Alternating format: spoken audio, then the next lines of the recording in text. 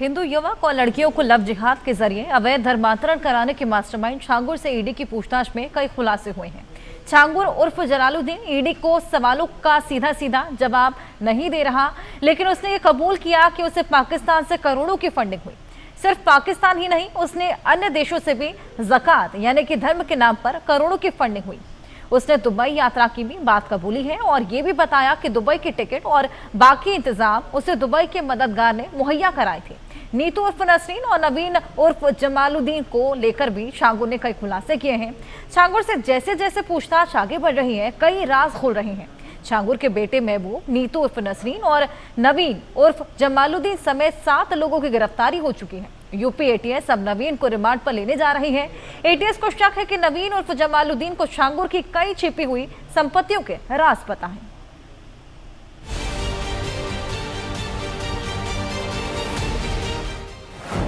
पीर बाबा का चोला, अवैध धर्मांतरण का खेला।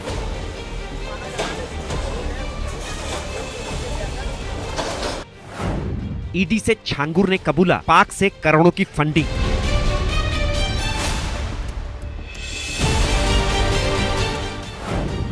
जाकिर नाइक की तकरीर, सामने आई छांगुर की असली तस्वीर।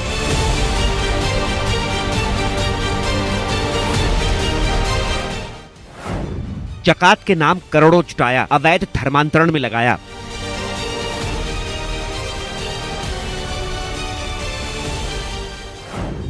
जैश, जाकिर और ज़कात धर्मांतरण की बिसात।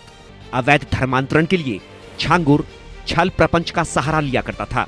अब उसकी शातिरी, उसका छल और बल सब कुछ ईडी के सामने एक एक कर बेनकाब हो रहा है। ईडी की पूछताछ में छांगुर ने जो सनसनीखेज खुलासे किए, उससे अवैध धर्मांतरण के पीछे की उसकी पूरी साजिश के तार खुलने लगे हैं। छांगुर ने ईडी को पूछताछ में बताया कि उसे पाकिस्तान से मिलती थी आर्थिक मदद। पाक समेत कई देशों से आर्थिक मदद की बात मानी। करोड़ों रुपयों की आर्थिक मदद मिलना कबूल किया। दुबई यात्रा के लिए टिकट और फंडिंग भी मददगारों ने की। दुबई के मददगार ने ही टिकट और बाकी इंतजाम किया। छांगुर ने दुबई में कई लोगों से रिश्ते कबूले। नीतू उर्फ नसरीन को धर्मांतरण कराना सिखाया था। नीतू ही धर्मांतरण के काम को आगे बढ़ा रही थी। जलालुद्दीन उर्फ छांगुर ने ईडी की 4 दिन की पूछताछ में कई सवालों के जवाब उगले हैं।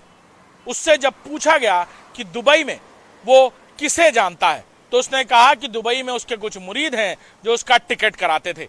सूत्रों की माने तो दुबई के कई सारे कनेक्शंस के नाम छांगुर ने इस पूछताछ में उगले हैं। साथ ही साथ नवीन और नीतू से उसके कनेक्शंस के बारे में जब पूछा गया, तो छांगुर ने साफ कहा कि नवीन और नीतू काम को आगे बढ़ा रहे थे। सफाई देते हुए छांगुर ने कहा कि वो इस्लाम को बढ़ाने और साथ ही साथ जबरन धर्म कबूल करने के लिए किसी से नहीं कहता था। ईडी ने जब पूछताछ में उससे पूछा कि पाकिस्तान से कैसे मदद मिल रही थी, तो सूत्रों की माने तो छांगुर ने इस बात को खुलकर कबूला है कि पाकिस्तान से उसे कई बार मदद मिल चुकी है। उसने बताया कि वो पाकिस्तान की एम्बेसी में भी जा चुका है और साथ ही साथ नेपाल में जाने के पीछे पाकिस्तान और आईएसआई से करीबियां बढ़ाना ही बड़ा मकसद था। छांगुर को ज़कात यानी धर्म के नाम पर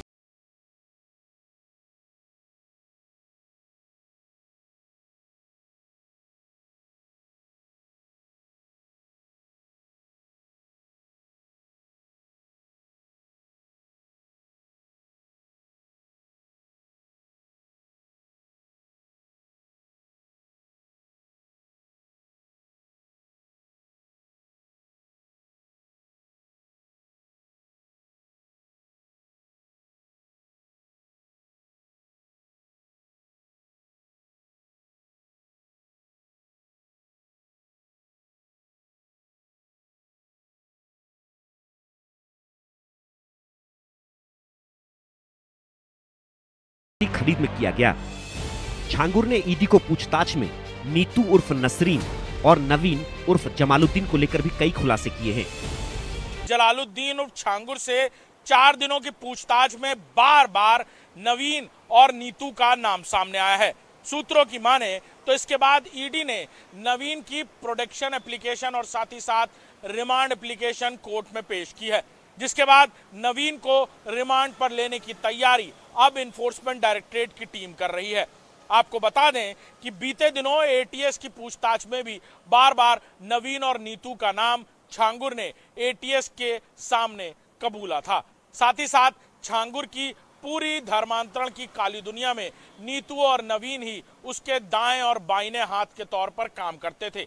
और अब इन्फोर्समेंट डायरेक्टरेट की टीम नवीन को रिमांड पर लेने की तैयारी कर रही है, जिसके बाद पनामा में उसकी कंपनी का ऑफिस और साथ ही साथ कई शेल कंपनियां और पाकिस्तान से फंडिंग के राज खुल पाएंगे। कैमरामैन गौरव के साथ अभिषेक सिंह, इंडिया न्यूज, लखनऊ। मुरली जी के फादर का कैंसर